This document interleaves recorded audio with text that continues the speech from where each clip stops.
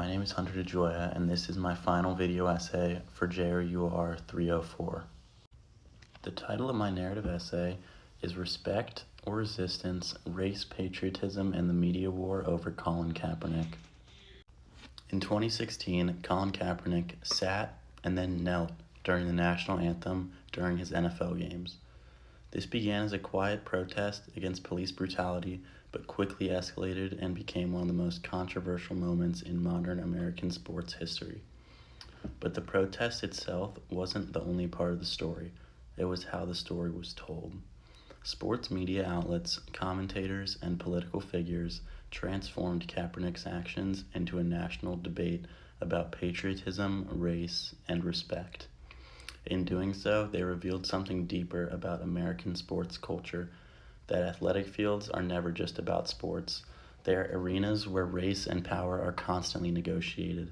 This essay argues that media coverage of Kaepernick's protest reinforced long-standing racial narratives in American sports journalism, which framed Black political expression as disruptive while centering institutional authority and patriotism.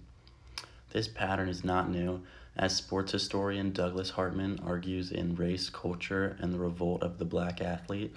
Black athlete activism has long been filtered through media systems that shape public meaning before audiences can even interpret them themselves. Kaepernick's protest did not come out of nowhere.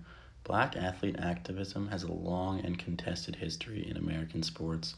From the start, Muhammad Ali refusing military service back in the 1960s, to Tommy Smith and John Carlos raising their fists at the 1968 Olympics, athletes have repeatedly used sports as a platform for political expression.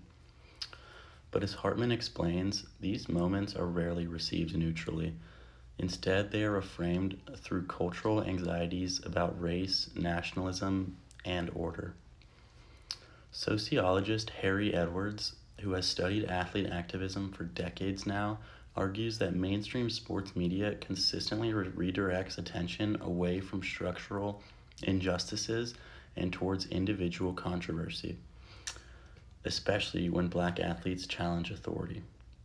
Cultural theorist Patricia Hill Collins, in her work on controlling images, further explains how media narratives shape perceptions of Black identity by repeatedly linking it to disruption or deviance in the public eye.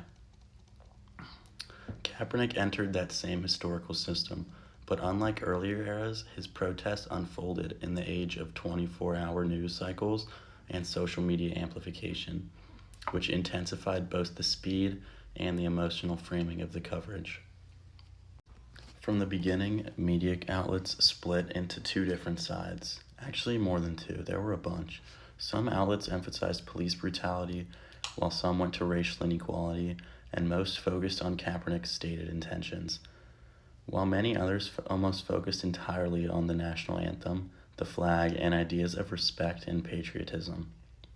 The result was a framing shift from systemic critique to symbolic conflict. According to journalism scholar Louis Moore, Black athlete activism is disproportionately labeled as controversial in mainstream media, while white athlete activism is often framed as personal conviction or moral courage rather than social disruption. This difference in framing reveals how race shapes interpretation itself. A Pew Research Center study for public opinion during the protests found that audience perceptions of Kaepernick closely mirrored dominant media narratives, showing that sports journalism does not simply reflect public opinion, but it actively constructs it. In ESPN debates, Fox News segments, and viral social media reactions, Kaepernick was frequently described in binary terms: hero or traitor, patriot or un-American, respectful or disrespectful. Even when coverage acknowledged his message, it was often overshadowed by emotional debates about symbolism rather than substance. The NFL's institutional response reinforced this dynamic. League officials and team owners frequently emphasized unity and respect for the flag and keeping politics out of sports. But as a cultural critique, Michael Eric Dyson argues, this kind of language often masks a deeper contradiction.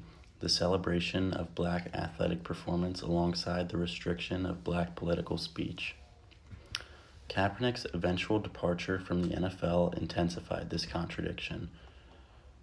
Despite outperforming a ton of quarterbacks, Kaepernick remained unrostered in the 2016 season. Journalists and legal scholars, including those writing for major sports outlets, and academic journals, have debated whether this represented informal blackballing. The NFL has denied any coordinated exclusion. But regardless of intent, media coverage largely shifted the focus away from structural questions of race and labor towards speculation about his fit, leadership, and marketability.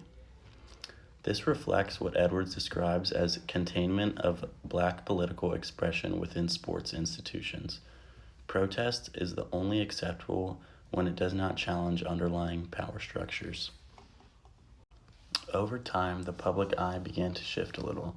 Nike's 2018 Believe in Something campaign reframed Kaepernick as a symbol of conviction and sacrifice, transforming him into a commercial and a cultural icon.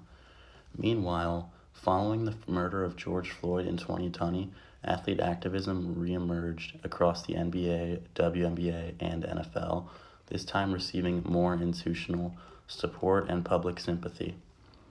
Historian Amira Rose Davis argues that this shift illustrates a recurring pattern in sports culture. Athlete activism is often only legitimized at its moment of controversy has passed. In other words, what was once framed as disruptive can later be reframed as courageous, without necessarily acknowledging why it was controversial in the first place. Kaepernick's message did not change. What changed was the media environment surrounding it. The media coverage of Colin Kaepernick's protest reveals more than a debate about patriotism or sportsmanship. It reveals how American sports journalism participates in constructing racial meaning.